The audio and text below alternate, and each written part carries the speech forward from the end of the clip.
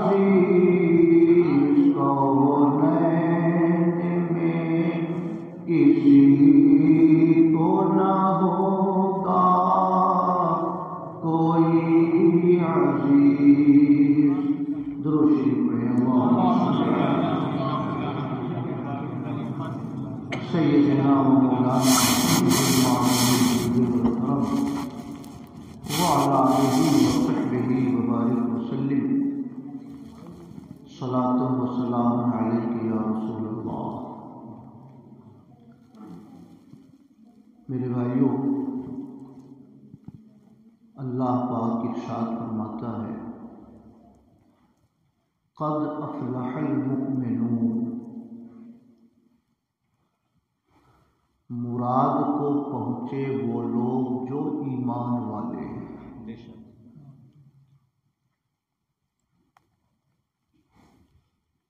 ایمان اللہ تعالیٰ کے وجود پر، اس کی قدرت پر اٹل یقین کو کہا جاتا ہے۔ زبان سے کلمہ پڑھنا دنیاوی احکام میں مسلمان کہنے کے لیے یہ شرط ہے،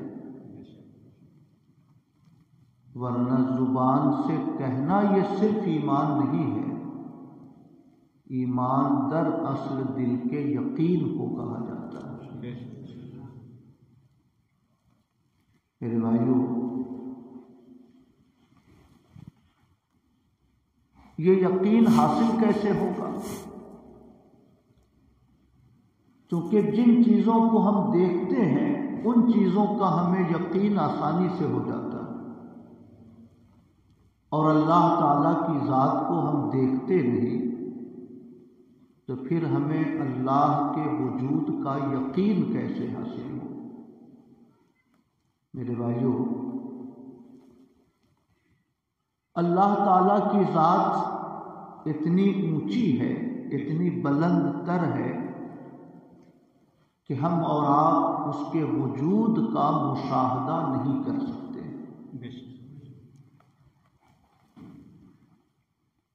ہم ایک کمزور مخلوق ہیں، ناتواں مخلوق ہیں۔ حضرت موسیٰ علیہ السلام نے عرض کیا رب ارینی، اے میرے مولا میں تجھے دیکھنا چاہتا ہوں، تیری شان کیسی ہے، تیری ذات کیسی ہے، تیرا وجود کیسا ہے، میں تیری ذات کا مشاہدہ کرنا چاہتا ہوں۔ غیب سے آواز آئی لن ترانی، آپ مجھے نہیں دیکھ سکتے، مگر ایک نبی کی دعا تھی، اس لیے اللہ پاک نے جزوی طور سے نبی کی دعا قبول فرمائی اور ارشاد فرمایا آپ کے سامنے یہ جو کوہ طور ہے میں اس پر اپنی تجلی ڈالوں گا، آپ اسی لمحے میں پہاڑ کو دیکھو،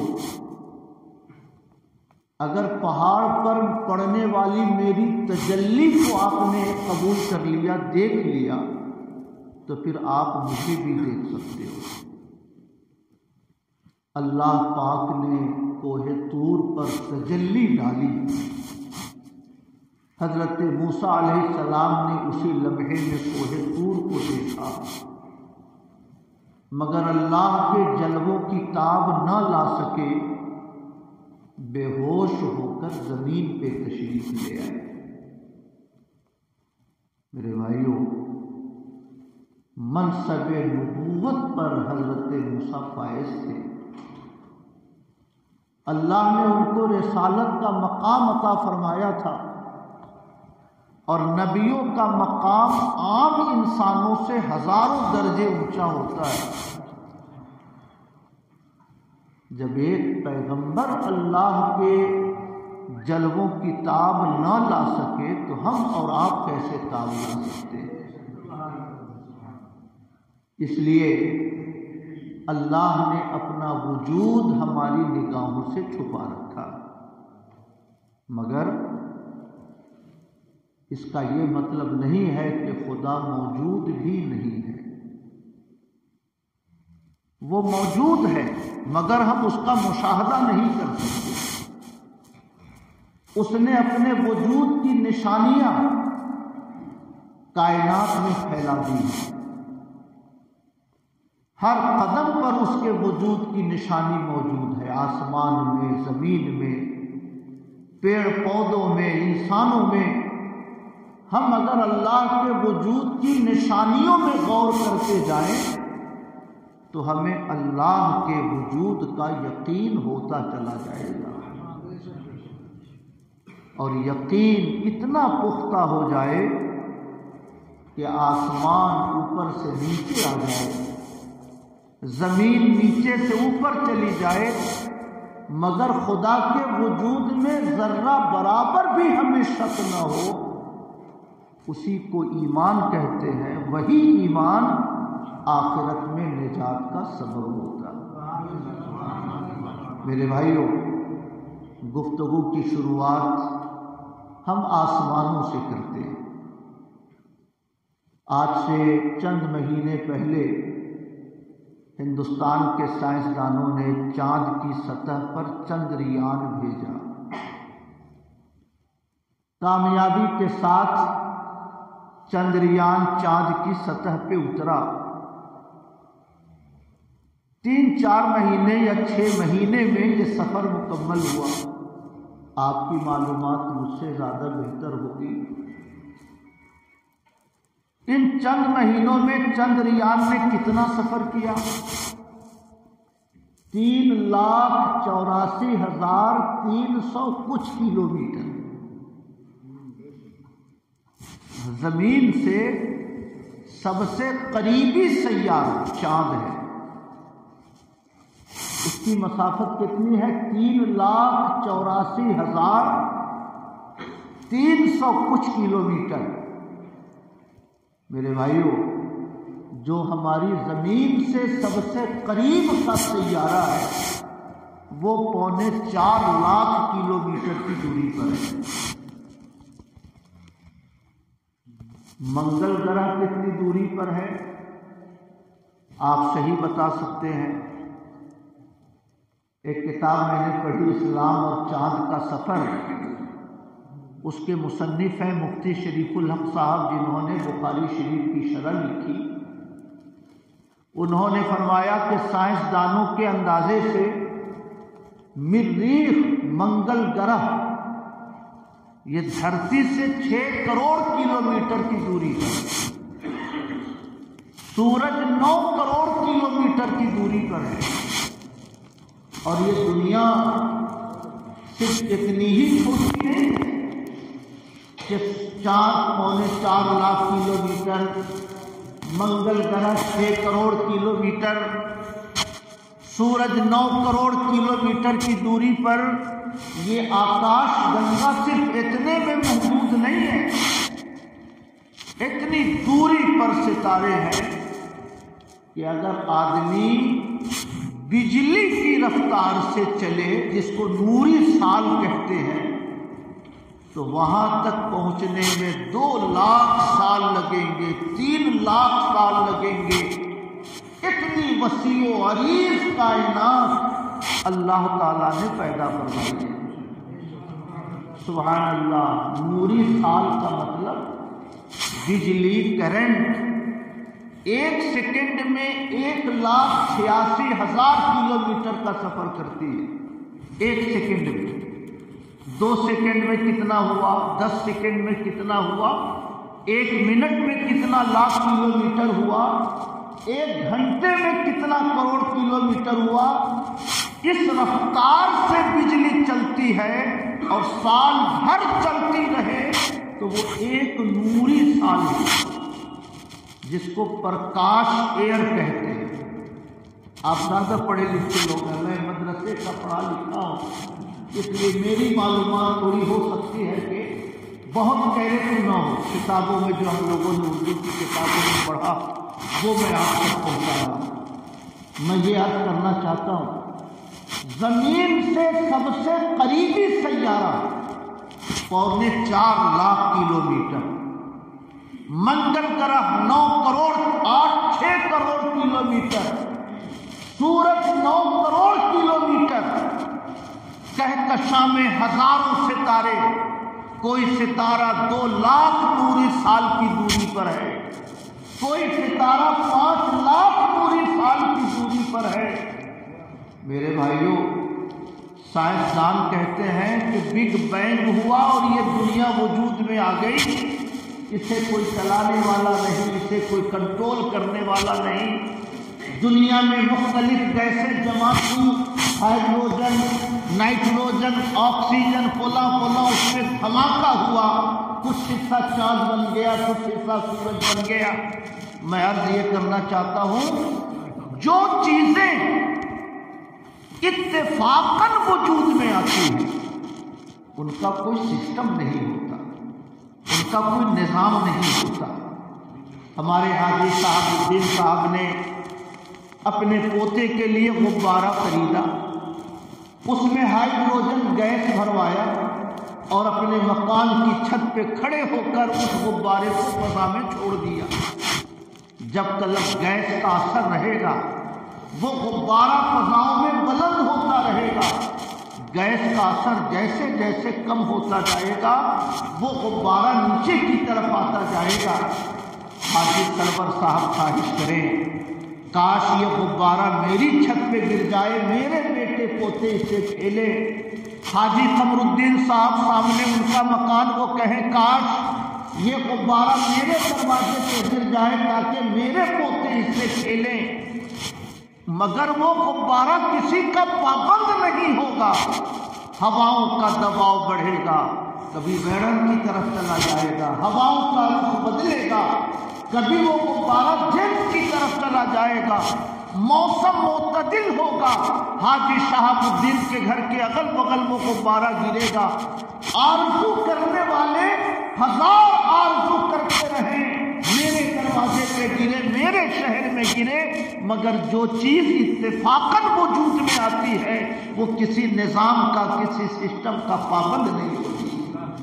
میرے بھائیوں، اگر یہ چاند بھی اس آکاش گنگا میں خود سے گھوم رہا ہوتا، یہ چاند بھی اتفاقاً اس کائنات کو روشن کر رہا ہوتا، منگل گرہ اور فلاں ستارے اپنے لحاظ سے چل رہے ہوتے تو ان کا کوئی نظام نہیں ہوتا، ان کا کوئی سسٹم نہیں ہوتا، مگر سبحان اللہ 31 دسمبر کو اگر 1000 سال پہلے سورج 6:36 پہ نکلتا تھا تو 1000 سال کے بعد آج بھی سورج 31 دسمبر کو 6:36 پہ نکلتا ہے۔ 1000 سال پہلے سورج اگر 31 دسمبر کو 5:25 پہ ڈوبتا تھا تو 1000 سال کے بعد آج بھی 31 دسمبر کو سورج 5:25 پہ ڈوبتا ہے۔ نہ لمحوں کا فرق ہے، نہ منٹوں کا فرق ہے، نہ گھنٹوں کا فرق ہے۔ کس نے ان ستاروں کو پابند بنا رکھا ہے؟ کس نے شمس و قمر کو نظام کے اندر میں اسے مسخر کر رکھا ہے؟ میرے بھائیوں، کوئی اگر سمجھتا ہو کہ کسی جانور نے ستاروں کو سنبھال رکھا ہے، کوئی سمجھتا ہو کہ کسی ٹوپی والے نے چاند کو سنبھال رکھا ہے، کوئی اگر سمجھتا ہو کہ کسی بزرگ نے سورج کو گردش دے رکھا ہے، یہ اس کا پاگل پن ہے۔ کوئی جانور جو اپنی دم نہ سنبھال سکے وہ سورج کو کیا سنبھالے گا؟ کوئی انسان جو اپنی ٹوپی نہ سنبھال سکے وہ منگل گرہ کو کیا سنبھالے گا؟ کوئی انسان جو گلاس کا پانی 2 قدم سے اٹھا نہ سکے وہ ستاروں کو کیا سنبھالے گا؟ یہ آکاش گنگا کروڑوں سال سے جس سسٹم کے ساتھ چل رہا ہے یہ خود آواز دے رہا ہے، میں خود سے گردش نہیں کر رہا ہوں، میرے پیدا کرنے والے نے مجھے پیدا کیا ہے، جو میرا سسٹم اس نے بنایا ہے، جو اس نے میری رفتار مقرر کی ہے، جب تک اس خالق کی مرضی ہوگی میں اسی سسٹم سے چلتا رہوں گا، جب اس کی مرضی نہیں ہوگی قیامت قائم ہو جائے گی، آسمان، چاند، ستارے، سورج یہ سب کے سب جھڑ جائیں گے اور قیامت کا قیام ہو جائے گا۔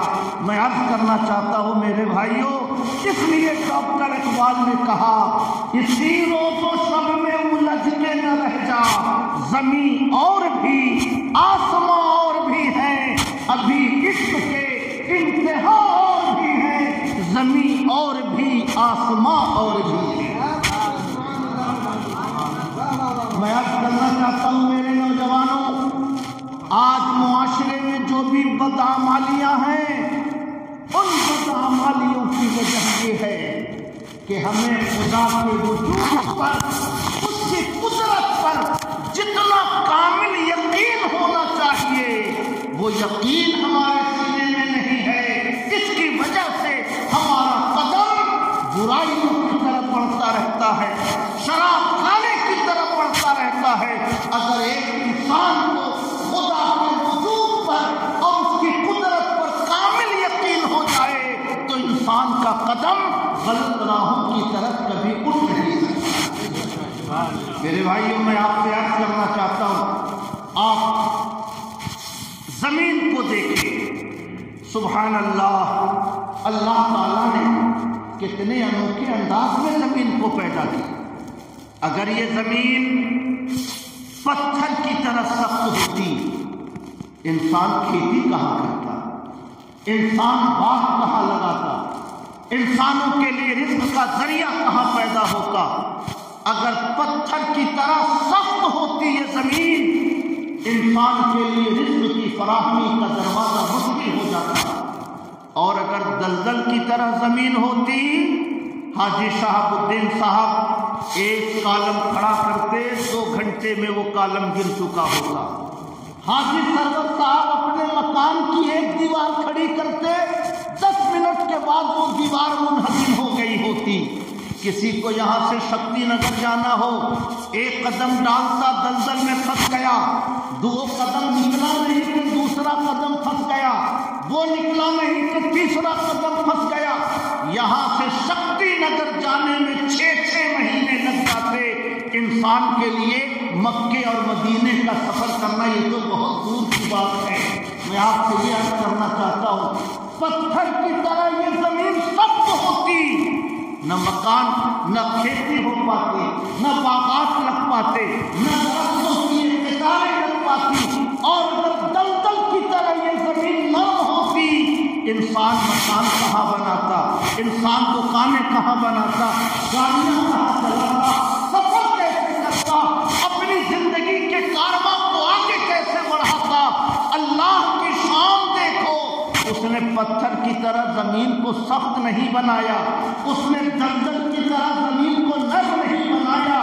سخت اتنی ہے کہ دیوار کھڑی کر دو تو زلزلے کے بغیر وہ دیوار نہیں گرتی، اور نرم اتنی ہے کہ اس کا سینہ چاک کر کے گیہوں کا دانہ ڈال دو تو زمین اپنے سینے میں اس کمزور سے دانے کی بھی حفاظت کیا۔ سبحان اللہ، میں عرض کرنا چاہتا ہوں، اگر اتفاقاً یہ دنیا وجود میں آ گئی ہوتی یہ کون حکمتیں پیدا کرتا، کس نے اس انوکھے انداز میں دھرتی کو بنایا ہے؟ میں آپ سے عرض کرنا چاہتا ہوں، اسی کا ذکر اللہ نے فرمایا، أَلَمْ نَجْعَلِ الْأَرْضَ مِهَادًا، کیا ہم نے زمین کو ہموار نہیں بنایا؟ کیا ہم نے زمین کو نرم نہیں بنایا؟ اے انسان، تم غور کیوں نہیں کرتے؟ میں نے تمہارے جینے کے لیے زمین کو کتنے نرالے انداز میں پیدا کیا ہے۔ مکان بناؤ تو مکان بھی محفوظ رہتا ہے، اور اس کا سینہ چاک کر کے گیہوں کا دانہ ڈال دو تو یہ زمین اس دانے کی بھی حفاظت حفاظت کیا کرتی ہے۔ سبحان اللہ۔ میں آپ سے عرض کرنا چاہتا ہوں، آپ 1 کلو سیب خرید کر لائیں، زمین کے اندر کھود کے دفن کر دیں، چند دنوں میں زمین سیب کو تہس نہس کر دیتی ہے۔ آپ خوبصورت 1000 روپے میٹر کا کپڑا خریدیں، زمین میں دفن کر دیں، چند ہفتوں میں کپڑے کا کوئی نشان باقی نہیں رہتا۔ آپ زمین کی کوکھ میں سونے اور چاندی کے زیور دفن کر دیں، 6 مہینے کے بعد ان زیوروں کا وجود باقی نہیں رہتا۔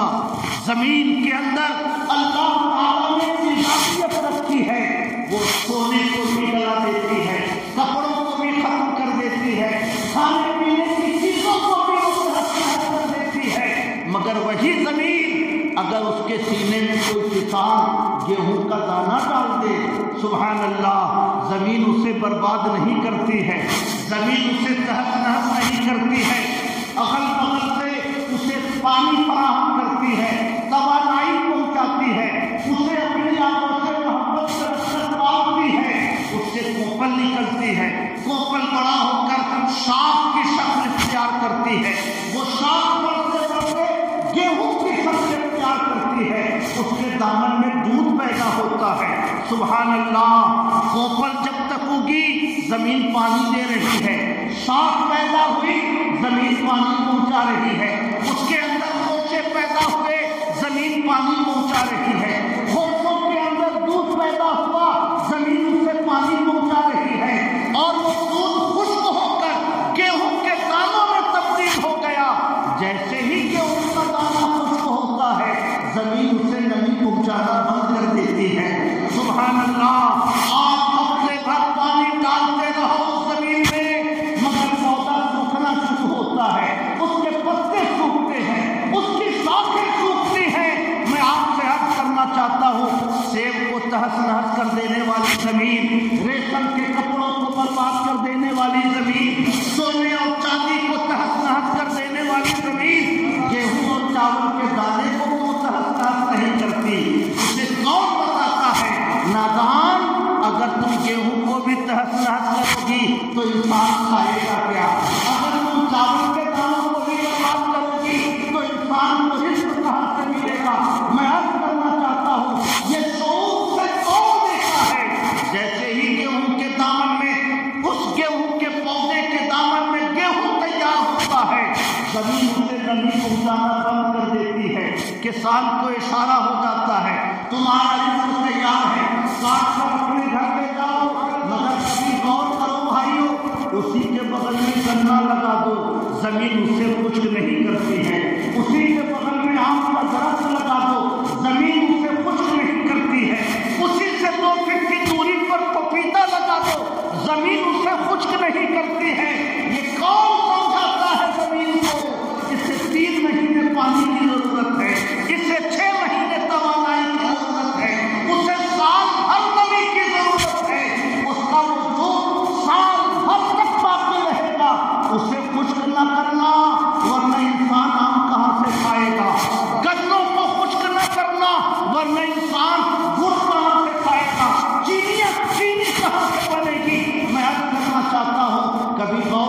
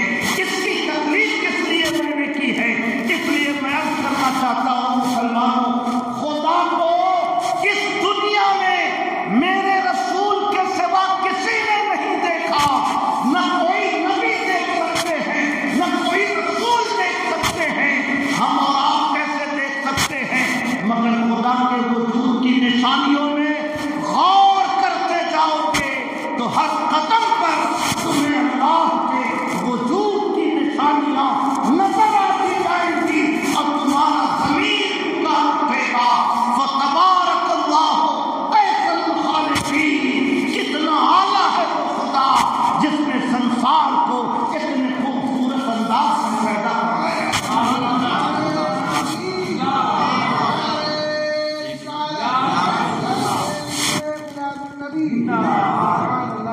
سبحان اللہ، قد افلح المؤمنون، مراد کو پہنچے جو ایمان والے ہیں، مگر ایمان ملتا کیسے ہے؟ اللہ کی نشانیوں میں غور کرنے سے ایمان ملتا ہے۔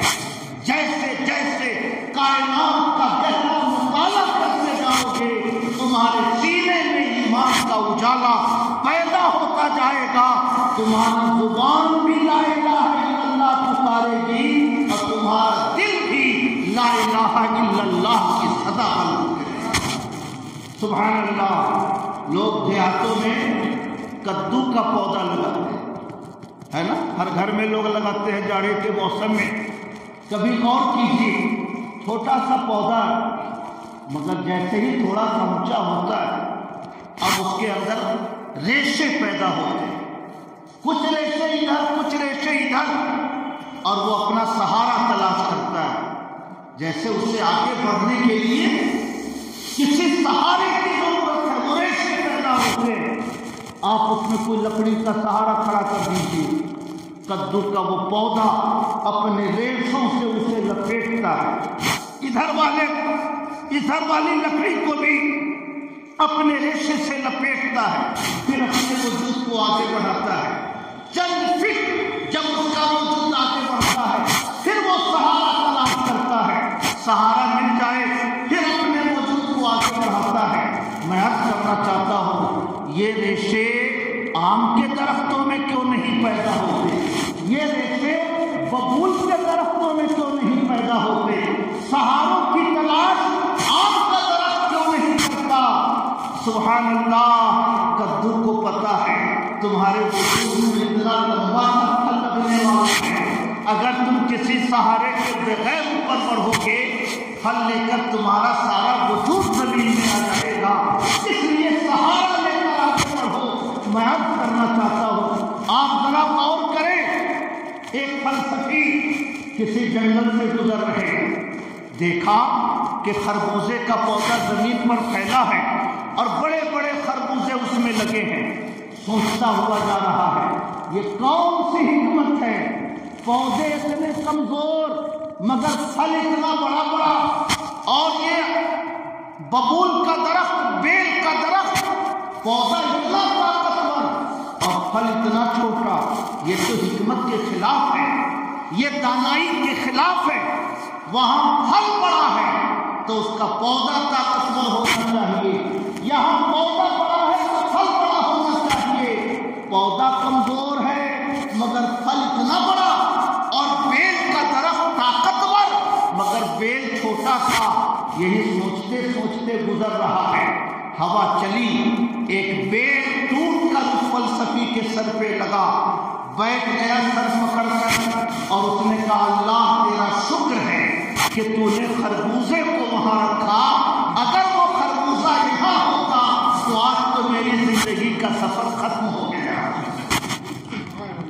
محبت سے کہیے سبحان اللہ۔ میرے بھائیوں، ایمان درختوں میں نہیں ملے گا، ایمان پہاڑوں میں نہیں ملے گا، ایمان اللہ کی نشانیوں میں غور کرنے سے ملے گا۔ آپ ذرا سوچو، درختوں سے پھل کا پیدا ہونا یہ تو درختوں کا چھوٹا سا فائدہ ہے۔ سائنسدان کہتے ہیں انسان کاربن ڈائی آکسائڈ خارج کرتا ہے، گاڑیاں چلتی ہیں، پیٹرول جلتا ہے، دھواں نکلتا ہے، کوئلے جلائے جاتے ہیں، گرین گیس کا اخراج ہوتا ہے۔ اس زمین کے اندر زہریلی گیسیں اتنی کثرت سے پیدا ہو رہی ہیں، انسان زہریلی گیسوں سے فضاؤں کو بھر رہا ہے کہ اگر اللہ تعالیٰ نے ان زہریلی گیسوں کی صفائی کا کوئی سسٹم نہ پیدا گیا ہوتا 100 سال 200 سال 500 سال کے بعد یہ زمین اور آسمان کے درمیان کی درمیانی فضا زہریلی گیسوں سے بھر جاتی، انسان کو جینے کے لیے مناسب آکسیجن نہیں ملتا، انسان خود بخود موت کے گھاٹ اتر جاتا۔ اللہ کا نظام دیکھو، اس نے درختوں سے پھل بھی دیا اور درختوں کو کاربن ڈائی آکسائڈ جذب کرنے والا اور آکسیجن بنا کر فضاؤں میں بکھیرنے والا کارخانہ بھی بنایا۔ سبحان اللہ، انسان زہریلی گیسیں خارج کر رہا ہے، کاربن ڈائی آکسائڈ خارج کر رہا ہے، انسان کوئلے جلا کر، کارخانے جلا کر گرم گیس فضاؤں میں چھوڑ رہا ہے، اور اللہ کے پیدا کردہ یہ قدرتی کارخانے گیسوں کو جذب کر کے آکسیجن بنا کر ہر لمحے فضاؤں میں پھیلا رہے ہیں۔ میں عرض کرنا چاہتا ہوں، وہ کام یہ مائی کیوں نہیں کرتا ہے، وہ کام دیواریں کیوں نہیں کرتی ہیں، زہریلی گیسوں کو جذب پنکھا کیوں نہیں کرتا ہے؟ اس لیے نہیں کرتا کیونکہ دنیا تو ہزاروں سال پہلے بن چکی تھی، جب مائی کا کوئی تصور نہیں تھا، پنکھوں کا کوئی تصور نہیں تھا۔ اس دھرتی پر انسان ہزاروں سال سے جی رہا ہے، اس لیے خدا نے درختوں کی شکل میں زہریلی گیسوں کو جذب کرنے والا کارخانہ زمین پر پیدا کر دیا، تاکہ کسی بھی زمانے میں انسان آکسیجن لے کر اپنی زندگی کے کارناموں کو آگے بڑھا سکے اور یہ دھرتی انسانوں کے جینے کے قابل بنی رہے، انسانی نسل اس زمین کے اوپر زندہ رہ کر اپنی زندگی کے سفر کو آگے بڑھاتی ہے۔ سبحان اللہ، میں آپ سے عرض کرنا چاہتا ہوں میرے بھائیوں، آسمانوں میں غور کرو، ستاروں میں غور کرو، زمین میں غور کرو، درختوں میں غور کرو، ہر قدم پر آپ کو اللہ کی ایسی نشانی نظر آئے گی کہ آپ کی زبان بھی پکارے گی لا الہ الا اللہ، آپ کا ضمیر بھی پکارے گا لا الہ الا اللہ، آپ کا قلب بھی پکارے گا لا الہ الا اللہ، اور جب دل پکارنے لگے، زبان پکارنے لگے، آپ کا شعور اللہ کے وجود کی گواہی دینے لگے، تبھی جا کر وہ انسان ایمان کامل کی منزل پر فائز ہوا کرتا ہے۔ سبحان اللہ، کبھی غور کیجیے، آپ تو دنیا میں آئے، ہم اور آپ دنیا میں آئے، کتنی انوکھی شان ہے اللہ کی۔ سبحان اللہ، پانی کے چند قطرے ہی تو باپ کے جسم سے ماں کے جسم میں جاتے ہیں، مگر سبحان اللہ 40 دنوں تک پانی کا وہ قطرہ پانی کی شکل میں رہتا ہے، 40 دنوں کے بعد وہ گوشت کے خون میں تبدیل ہو جاتا ہے، 40 دنوں کے بعد گوشت کا چھوٹا سا لوکھڑا تیار ہوتا ہے، 40 دنوں تک پانی، 40 دنوں تک خون، 40 دنوں تک گوشت کا لوکھڑا، جب 120 دن گزرتے ہیں، رحم مادر کے جو فرشتہ مقرر ہے، اللہ اسے حکم دیتا ہے جاؤ اس میں روح ڈال دو، اس کے اندر روح ڈال دی جاتی ہے۔ اب جیسے جیسے وہ گوشت کا لوکھڑا بڑا ہوتا ہے، سبحان اللہ، کہیں آنکھیں اگ رہی ہیں، کہیں ہاتھ کا کوفل نکل رہی ہے، کہیں پاؤں اگ رہا ہے، کہیں پیٹ پیدا ہو رہا ہے، سبحان اللہ۔ مگر خدا کی قدرت دیکھو، اگر بائی چانس یہ چیزیں پیدا ہو رہی ہوتی تو کسی بچے کی آنکھ اس کی کلپٹی کے پاس ہوتی، کسی بچے کا پاؤں اس کی کمر کے پاس اگ جاتا، کسی بچے کا ہاتھ اس کے گردن کے پاس لگ جاتا، کسی بچے کا لیور اس کے گھٹنے کے پاس لگ جاتا۔ اگر بائی چانس یہ سارا سسٹم بن رہا ہوتا تو کسی سسٹم کا پابند نہیں ہوتا، مگر لاکھوں انسانوں کو دیکھتے جاؤ، آنکھ کی جہاں ضرورت ہے اللہ نے آنکھ وہیں پیدا کی ہے، جہاں ہاتھوں کی ضرورت ہے اللہ نے ہاتھ وہیں پیدا کیا ہے، جہاں پاؤں کی ضرورت ہے اللہ نے پاؤں وہیں فکس کیا ہے۔ آپ بھی تجربہ کر کے دیکھ لو، ہر گھر میں فریزر ہے، آپ محلے سے بازاروں سے سیب کا جوس خرید کر لے جاؤ، اسے کسی بوتل میں رکھ کر 5 سال ڈال دو، یہ تو ہو سکتا ہے کہ وہ جوس سڑ گل کے ختم ہو جائے، یہ تو ہو سکتا ہے کہ اس کے اندر تعفن پیدا ہو جائے، یہ تو ہو سکتا ہے کہ وہ جوس آپ کے استعمال کے قابل نہ رہے، مگر یہ نہیں ہو سکتا کہ سیب کا جوس دودھ میں کنورٹ ہو جائے، یہ نہیں ہو سکتا کہ دودھ سیب کے جوس میں بدل جائے، یہ نہیں ہو سکتا، مگر خدا کی شان دیکھو، پانی کے چند قطرے باپ کے جسم سے ماں کے جسم میں پہنچتے ہیں، اور سبحان اللہ 4 مہینوں کے بعد اللہ تعالیٰ جب اس کے اندر روح پیدا کر دیتا ہے، دھیرے دھیرے انسانی زندگی کا ارتقا شروع ہوتا ہے، انسانی زندگی کی نشو و نما شروع ہوتی ہے، جہاں جس عضو کی ضرورت ہے وہیں پر اللہ تعالیٰ اس عضو کو پیدا کرتا ہے۔ اب زمانہ آ گیا، بچہ 7 مہینے کا ہو گیا، 8 مہینے کا ہو گیا، ماں کے جسم میں اگر بچے داڑھی سے وہ بچہ چپک جائے، یوٹرس سے بچے کا وجود چپک جائے، نتیجہ یہ ہوگا کسی بھی عورت کے ایک بچے کی پیدائش ہوگی، یوٹرس باہر آ جائے گا، بچے دانی باہر آ جائے گی، وہ عورت دوبارہ بچہ پیدا کرنے کے قابل نہیں رہے گی۔ اس لیے خدا کی شان دیکھو، اس نے ماں کے رحم میں پانی کی ایک دنیا پیدا کر دی ہے، بچہ اسی میں گھومتا ہے پھرتا ہے، مگر ماں کے یوٹرس سے بچے کا وجود چپکتا نہیں ہے، مگر سبحان اللہ وہ پانی اتنا زہریلا ہے۔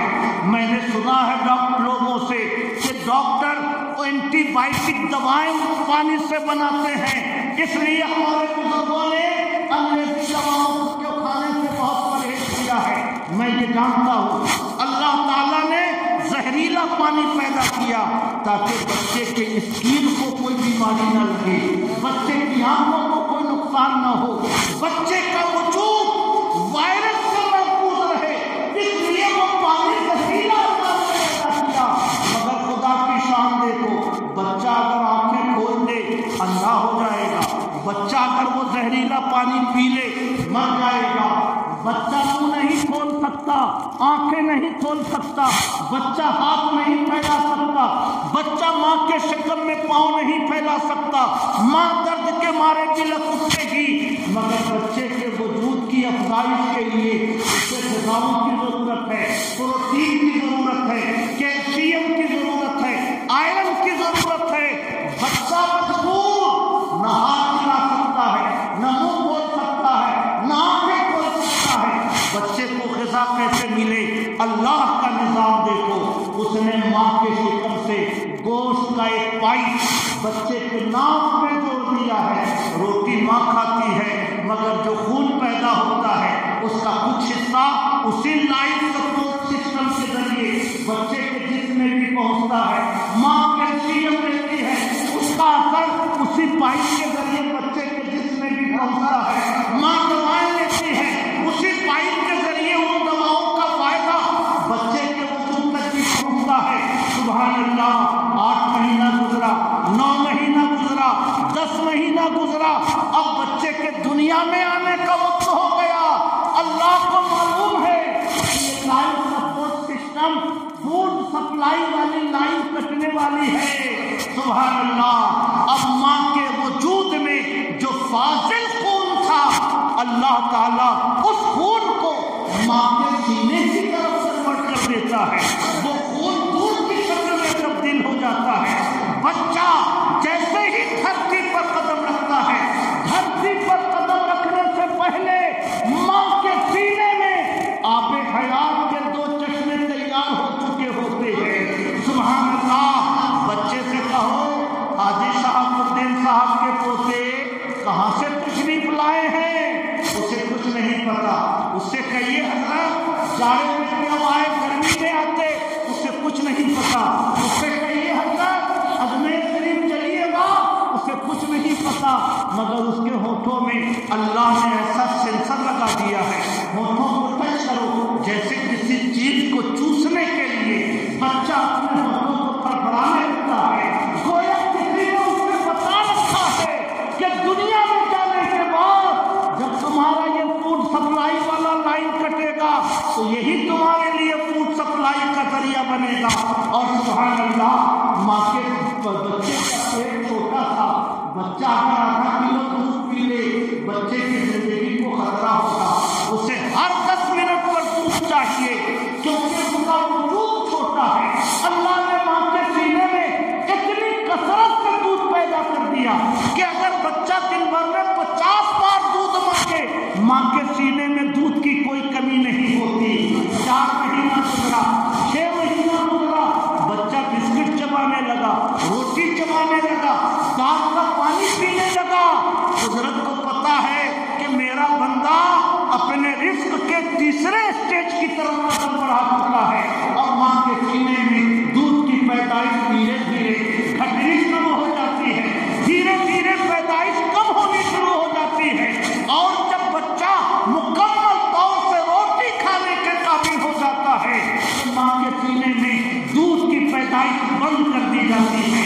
میں عرض کرنا چاہتا ہوں، کون ہے جو ماں کے پیٹ میں خون کے چند قطروں کو آنکھیں عطا کرتا ہے؟ کون ہے جو اس چھوٹے سے گوشت کے لوتھڑے کو پاؤں عطا کرتا ہے؟ کون ہے جو اس کے جسم کو کنٹرول کرنے کے لیے دماغ کی شکل میں ایک کمپیوٹر اس کے وجود میں فکس کرتا ہے؟ کون ہے جو ماں کے پیٹ میں پائپ کے ذریعے اس میں غذا دیتا ہے؟ کون ہے جو ماں کے سینے میں آب حیات کا چشمہ پیدا کرتا ہے؟ میرے بھائیوں، ماں کے پیٹ کی تاریخ کوٹھری میں رب نے آپ کو رزق دیا، مگر دنیا میں جیسے ہی انسان ہوش مند ہوتا ہے خدا سے اس کا بھروسہ اٹھ جاتا ہے۔ میں دکان بند کر دوں جمعہ کو تو کھاؤں گا کیا؟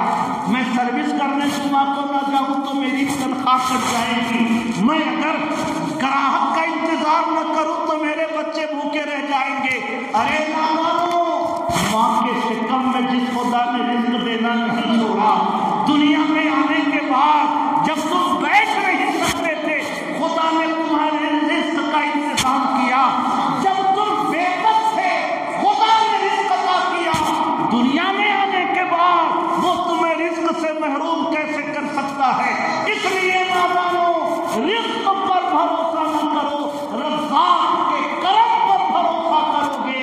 اگر ماں کے پیٹ میں رزق دے سکتا ہے وہ دنیا کے اجالوں میں بھی تمہارے رزق کا انتظام ضرور فرمائے۔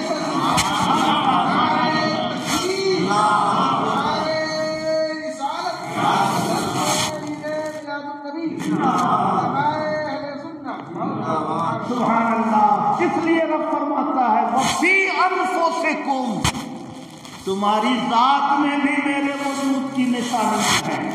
افلا تبصرون، تم غور کیوں نہیں کرتے ہو؟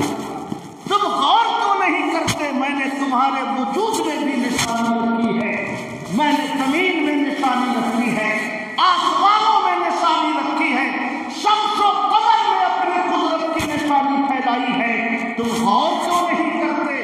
جتنا غور کرتے چلے جاؤ گے تمہارے سینے میں ایمان کا اجالا پیدا ہوتا جائے گا، اور زبان بھی پکار اٹھے گی لا الہ الا اللہ، اور تمہارا دل بھی پکار اٹھے گا لا الہ الا اللہ۔ ڈاکٹر اقبال نے کہا زبان کہہ بھی لیا لا الہ تو کیا حاصل، دل و نگاہ مسلمان نہیں تو کچھ بھی۔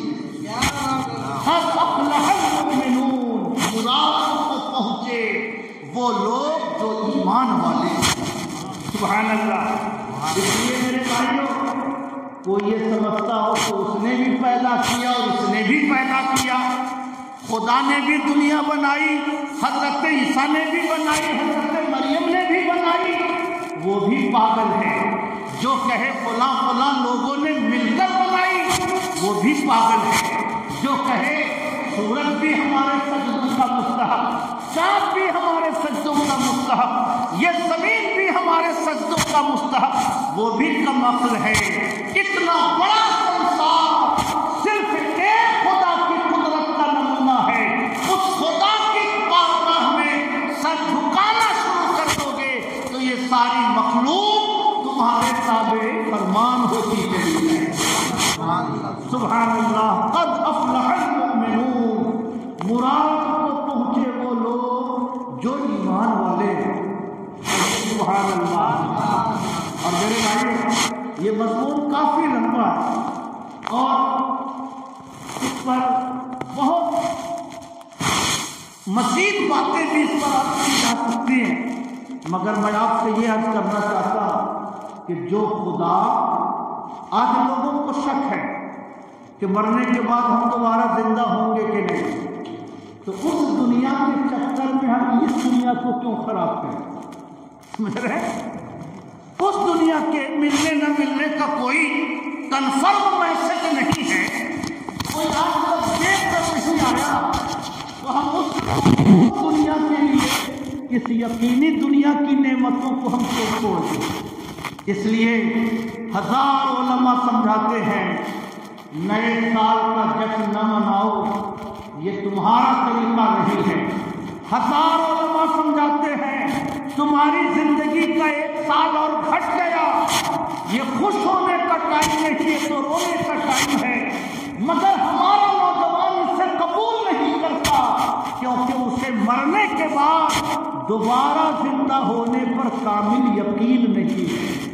میں آپ کو کہنا چاہتا ہوں، آپ غور کر لیجیے بھائی، بڑا سے بڑا آرٹسٹ آپ اسے بلا لو، مقبول فدا حسین بڑا بدنام آرٹسٹ، اسے ہندوستان چھوڑ کر لندن جانا پڑا، سپریم کورٹ کے آرڈر کے بعد بھی اسے ہندوستان آنے کی ہمت نہ ہو سکی، اور آخر کار لندن میں ہی اس کا اس دنیا سے اس کی روانگی ہوئی۔ اسے بھی بلا لو اور اس کو کہو کہ یہ میرے گھر کے سامنے تالاب ہے، یہ $10,000 لیجیے، جتنے ہیلپر کی ضرورت ہو لیجیے، اور اس تالاب کے پانی پر میرا ایک فوٹو بنا دیجیے۔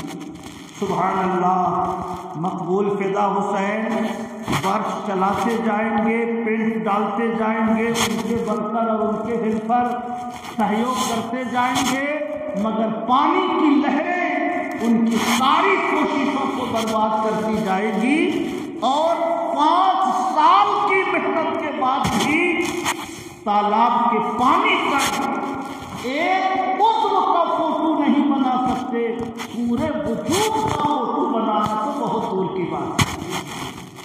مگر سبحان اللہ، خدا کی شان دیکھیے، پانی کا چند قطرہ باپ کے جسم سے منتقل ہو کر ماں کے جسم میں پہنچتا ہے، مگر پانی کے انہی چند قطروں پر باپ کی کیسی نقاشی اللہ تعالیٰ فرماتا ہے۔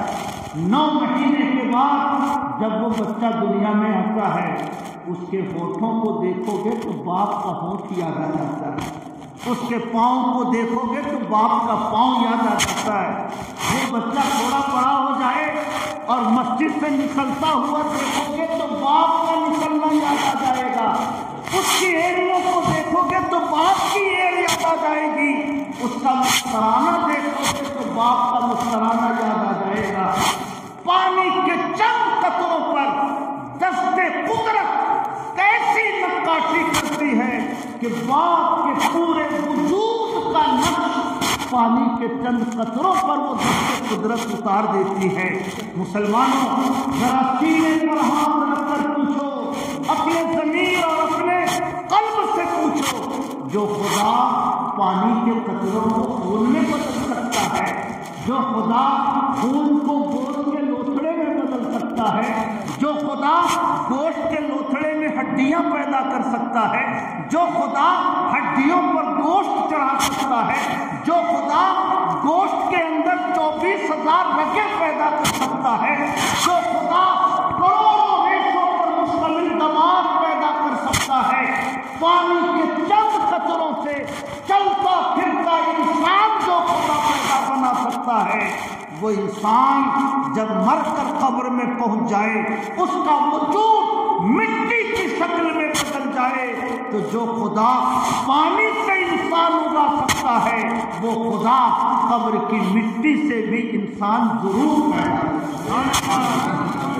پانی سے کوئی چیز بنانا مشکل ہوتا ہے، مٹی ٹھوس چیز ہے، ٹھوس چیزوں سے کوئی چیز بنانا مشکل نہیں ہوتا۔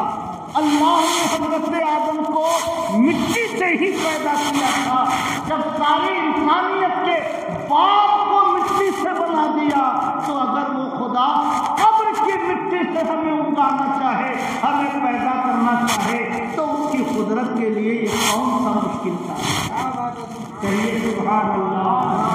قد افلح المؤمنون، مراد کو پہنچے وہ لوگ جو ایمان والے ہیں۔ سبحان اللہ۔ ہمیں یقین ہے کہ یہ مائک ہے نا، سب کو یقین ہے نا؟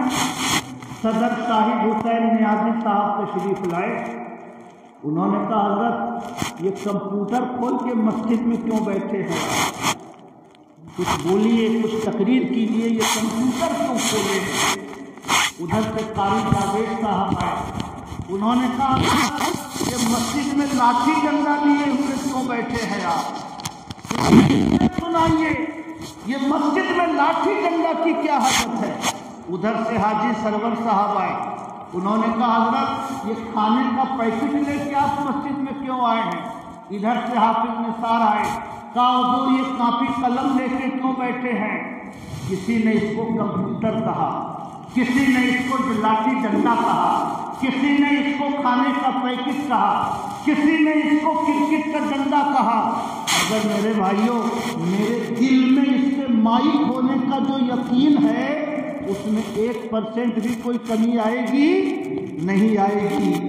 ہمیں یقین ہے کہ حاجی سرور صاحب کے چشمے کا پاور کچھ کم ہے، اس لیے وہ اس کو لاٹھی ڈنڈا کہہ رہے ہیں۔ ہمیں یقین ہے کہ حافظ جاوید صاحب کا اسکرو کچھ ڈھیلا ہے، اس لیے وہ آج کل اس کو کچھ کا کچھ کہتے رہتے ہیں۔ ہمیں یقین ہے کہ شاہد حسین نیازی صاحب آج کل لگتا ہے ان کا دماغ ڈسٹرب ہے، ہمیں ان پر شک ہوگا جس نے اسے کمپیوٹر کہا، جس نے اسے لاٹھی کا ڈنڈا کہا، جس نے اسے مسلط کہا، جس نے اسے کھانے کا پیکٹ کہا، ہمیں اس پر شک ہوگا۔ اس کے مائک ہونے کا جو یقین ہمارے دل میں ہے اس یقین پر 1 انچ بھی نہ کوئی کمی ہوگی نہ اس میں کوئی اضافہ ہوگا۔ کہیے سبحان اللہ۔ میرے بھائیوں حافظ جاوید صاحب ماشاء اللہ بہت اچھا قرآن شریف پڑھتے ہیں، ایک لمبے زمانے سے آپ کی اور دین کی خدمتیں کر رہے ہیں، اس لیے وہ جملہ میں نے غیر مناسب کہہ دیا، میں اس سے توبہ کرتا ہوں، حافظ صاحب سے معافی مانگتا ہوں۔ خیر میں یہ عرض کرنا چاہتا ہوں کہ کوئی کتنا بڑا بھی دانشور آ جائے، کوئی کتنا بڑا بھی فلسفی آ جائے، انجینئر آ جائے، ڈاکٹر آ جائے، اس کو کوئی کچھ کہہ لے ہمیں اس کے عقل پر شک ہوگا، اس کے مائک ہونے کا جو یقین ہے اس یقین میں کوئی کمی پیدا نہیں ہوگی۔ میرے بھائیوں ایمان کسی کامل یقین کو کہا جاتا ہے۔ عیسائیوں نے کہا ایک خدا نہیں 3 خدا ہے، کہتے رہے۔ یہودیوں نے کہا فرشتے خدا کے بیٹے ہیں، کہتے رہے۔ مشرکوں نے کہا کروڑوں خدا ہیں، کہتے رہے۔ مجوسیوں نے آتش پرستوں نے کہا کہ خیر کی چیزوں کو یزدان پیدا کرتا ہے، شر کی چیزوں کو احمد پیدا کرتا ہے، کہتے رہے۔ ہمیں پتا ہے کہ ان سب لوگوں کا اسکرو ڈھیلا ہے۔ یہ خدا ہمارا رب ہے، وہ اکیلا ہے۔ کوئی حضرت عیسیٰ کو خدا کہے کہتا رہے، کوئی فرشتوں کو بیٹا کہے کہتا رہے، کوئی حضرت مریم کو خدا کہے کہتا رہے، کوئی شیطانوں کو خدا کہے کہتا رہے۔ ہمارے دل میں یقین ہے اللہ کے سوا ہمارا کوئی خدا نہیں، اسی کامل یقین کو ایمان کہا۔ میرے بھائیوں یہی وہ ایمان ہے جس کے بارے میں ڈاکٹر اقبال نے کہا آج بھی ہو جو براہیم کا ایمان پیدا، آج کر سکتی ہے انداز گلستہ پیدا۔ سبحان اللہ۔ اس لیے میرے بھائیوں میں آپ سے عرض کرنا چاہتا ہوں قد افلح المؤمنون، پیسے والے کامیاب ہو گئے نہیں، انجینئر ڈاکٹر منزل کو پہنچ گئے نہیں، کروڑوں کی عمارتیں رکھنے والے منزل کو پہنچ گئے نہیں۔ قد افلح المؤمنون، جسے اللہ نے ایمان کی دولت دے دی ہے وہ منزل کو پہنچ گئے، وہ کامیابی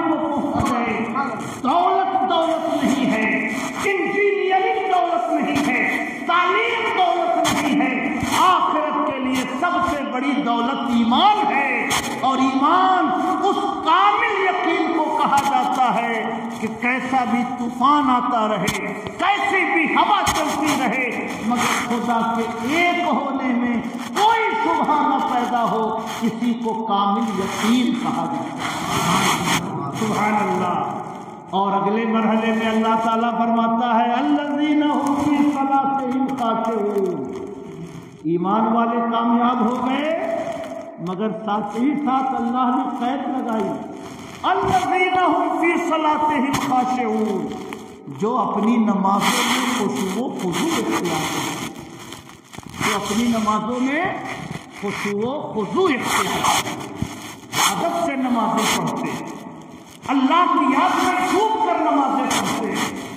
میرے بھائیوں، ہم لوگ یہاں بیٹھے ہیں، کوئی پالتی مار کے بیٹھے ہیں، کوئی ٹیپ لگا کے بیٹھے ہیں، یہ بابو اس طرح بیٹھے ہیں، مگر ابھی خبر مل جائے کہ خواجہ معین الدین چشتی آ رہے ہیں، سمجھ رہے ہیں؟ ہر آدمی اسٹک ہو جائے، ہر آدمی ادب میں ڈوب جائے، ہر آدمی گوش پر آباد ہو جائے۔ ہم نے پوری زندگی جن کی ولایت کا خطبہ پڑھا، ہم نے جنہیں تاجدار ہندوستان کہا، وہ ہماری مسجد میں تشریف لا رہے ہیں، تو ہمیں ادب کے ساتھ رہنا چاہیے، ہمارا پاؤں پھیلا ہوا نہیں رہنا چاہیے، ہمارا کپڑا کوئی غلط انداز میں نہیں رہنا چاہیے۔ خواجہ معین الدین کے روبرو ہم کو بیٹھنا ہے تو ہم کو ادب سے خشوع و خضوع سے رہنا چاہیے۔ سبحان اللہ۔ اگر خبر مل جائے کہ غوث اعظم تشریف لا رہے ہیں کی مسجد میں، لوگوں کا حال کیا ہوگا؟ ہر آدمی کی آنکھوں میں آنسو ہوگا، ہر آدمی کی زبان پر محبتوں کا ترانہ ہوگا، ہر آدمی غوث اعظم کی عقیدت میں ڈوبا ہوگا۔ ہم نے 50 سال سے جن کی بارگاہ میں نیاز پیش کی ہے، آج محبوب کی مسجد میں وہ تشریف لا رہے ہیں، تو ہمیں اچھے لباس میں جانا چاہیے، ہمیں ادب سے جانا چاہیے، ہمیں خوشبو لگا کر جانا چاہیے، ہمیں ان کے سامنے موبائل پر توجہ نہیں دینی چاہیے، ہمیں غوث اعظم کے سامنے ادھر ادھر نہیں جھانکنا چاہیے۔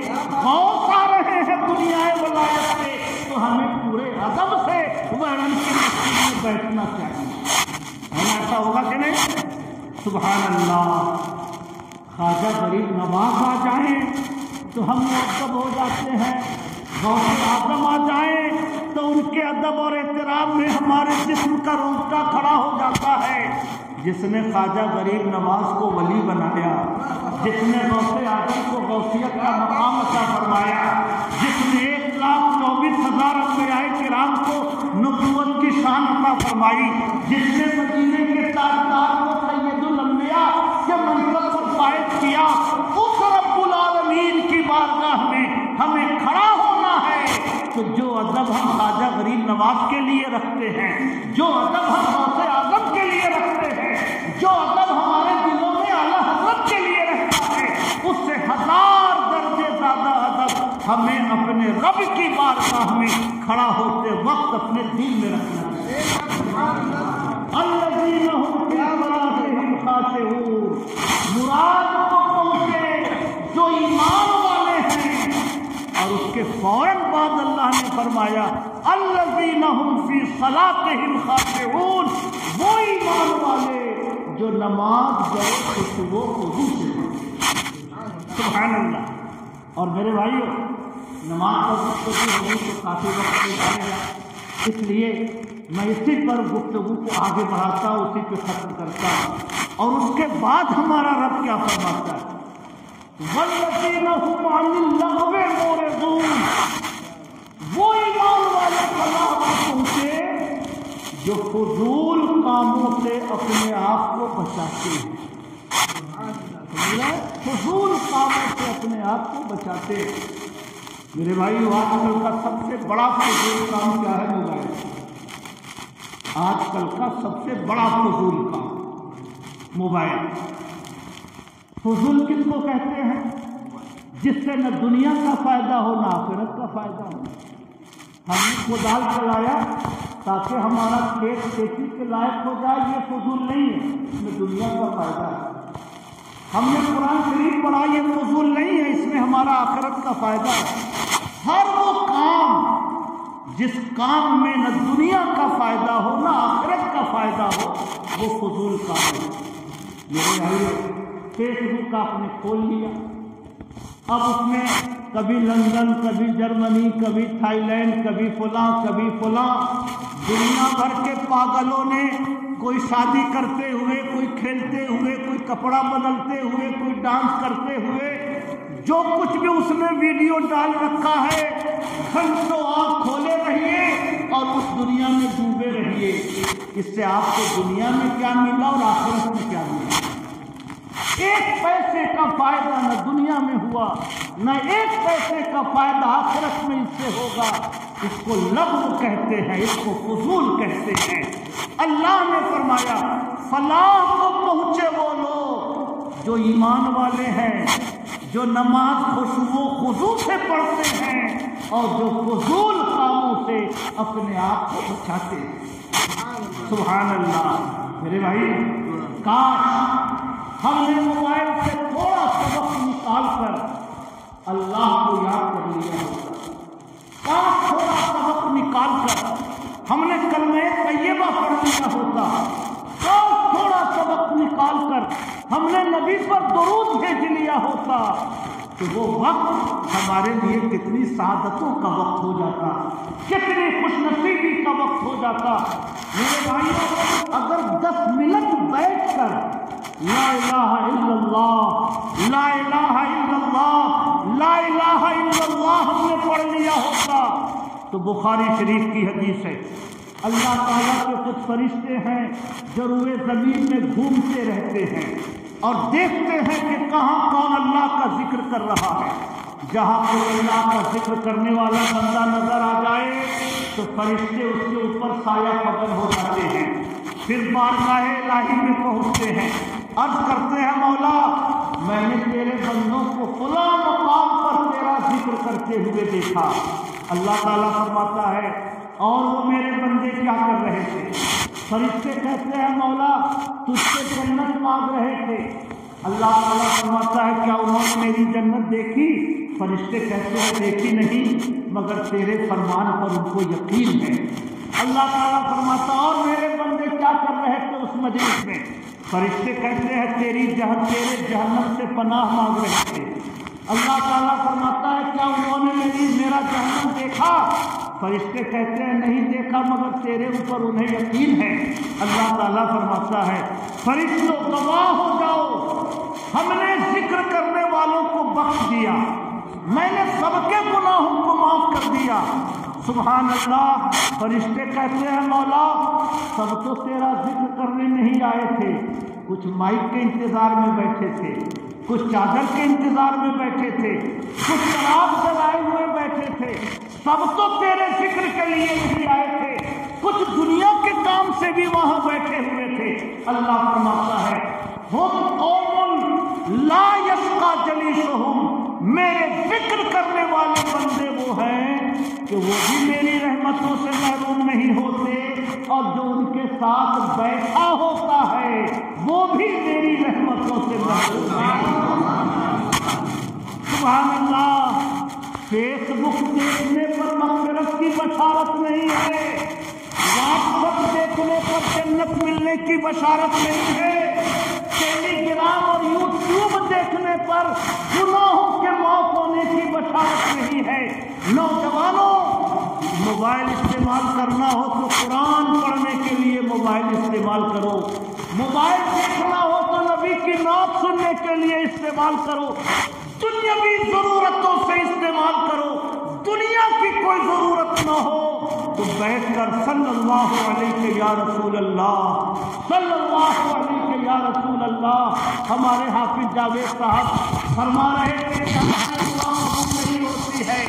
دعا قبول کیوں نہیں ہوتی ہے؟ جس زبان سے دل پر جھوٹ نکلتا ہو، جس زبان سے دل پر چغلی نکلتی ہو، جس زبان سے دل پر غیبت ہوتی ہو، جس زبان سے گانا گایا جاتا ہو، وہ زبان ناپاک ہو جاتی ہے۔ اس پر اگر کلام الہی کی تلاوت بھی اس زبان سے ہو تو کلام الہی کی برکتوں کا ظہور کما حق ہو ان زبانوں کے اوپر نہیں ہو پاتا، کیونکہ جھوٹ کی گندگی سے وہ زبان سبحان اللہ۔ اس لیے میرے آقا فرماتے ہیں الشتاء ربیع المؤمن، جاڑے کا موسم یہ ایمان والوں کے لیے بہار کا موسم ہے۔ جاڑے کا موسم ایمان والوں کے لیے بہار کا موسم ہے۔ یطول لیلہ، راتیں لمبی ہوتی ہیں، فیقوم، تو وہ رات میں اللہ کی عبادت کرتا ہے۔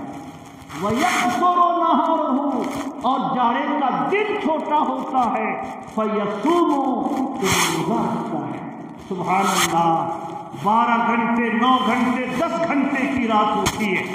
ایک بھی مسلمان ایسا نہیں ہوگا یہاں پر جس کی نیند 4 بجے نہ کھل جاتی ہو، جس کی نیند 3 بجے نہ کھل جاتی ہو۔ ٹھنڈک کی وجہ سے بھلے سے لحاظ توڑے رہے مگر نیند ضرور کھلتی ہے۔ وہ آسمان کے منادی کا اعلان ہوتا ہے، اٹھو اپنے رب کی بارگاہ میں سر جھکا لو، اپنے رب کی بارگاہ میں پیشانی جھکا لو۔ اور میرے بھائیوں، اللہ توفیق دے، اٹھ جاؤ، وضو کر کے بیٹھ جاؤ، استغفر اللہ ربی، استغفر اللہ ربی، استغفر اللہ ربی، مولا میں گناہوں سے معافی چاہتا ہوں، مولا میں رزق کا سوال کرتا ہوں، مولا میں اپنے مالات کے لیے جنت چاہتا ہوں۔ یقین رکھو فجر سے پہلے کا جو وقت ہوتا ہے وہ قبولیت کا وقت ہوتا ہے۔ گناہ کے علاوہ جو کچھ بھی مانگو گے اللہ تعالیٰ اس وقت کی دعاؤں کو ضرور قبول فرمائے۔ میں آپ سب سے گزارش کرتا ہوں کچھ نہ کچھ اپنا ایک معمول بنائیے، 1-2 ورق ہی صحیح مگر قرآن شریف پڑھنے کی عادت ڈالیے، 100-200 بار ہی صحیح مگر درود شریف پڑھنے کی عادت ڈالیے، 100-200 بار ہی صحیح لا الہ الا اللہ پڑھنے کی عادت ڈالیے۔ لا الہ الا اللہ پڑھنے سے ایمان روشن ہوتا ہے، استغفر اللہ پڑھنے سے گناہوں کے دھبے دھلتے ہیں، صلی اللہ علیہ یا رسول اللہ پڑھنے سے گنبد خضرا کے مکی سے دلوں کا رشتہ جڑتا ہے، قرآن پڑھنے سے ہم کلام الہی سے پڑھنے کا فیض پاتے ہیں۔ اس لیے کچھ نہ کچھ اپنی زندگی میں خیر کو شامل کیجیے، خیر شامل ہو جائے گا تو شر خود بخود ختم ہوتا چلا جائے گا۔ والذین هم عن اللغو معرضون، خلاص کو پہنچے وہ ایمان والے جو نماز کو وہ خضوع سے پڑھتے ہیں اور فضول کاموں سے اپنے آپ کو بچائے۔ میں دعا کرتا ہوں اللہ پاک اس مجلس کو قبول فرمائے، اللہ تعالی ہم سب کو حقیقی ایمان عطا فرمائے، اور جیے تو اسی پیغمبر کا کلمہ پڑھتے ہوئے جیے، اور جانے کا وقت ہو تو اسی نبی کا نام ہماری اور آپ کی زبانوں پر جاری رہے۔ سبق پھر پڑھ صداقت کا، عدالت کا، شجاعت کا، لیا جائے گا تم سے کام دنیا کی امامت کا، اور جسے فضول سمجھ کر بجھا دیا تو نے وہی چراغ جلاؤ تو روشنی ہوگی۔ اللہ پاک اس مجلس کو اپنے کرم سے قبول کرے۔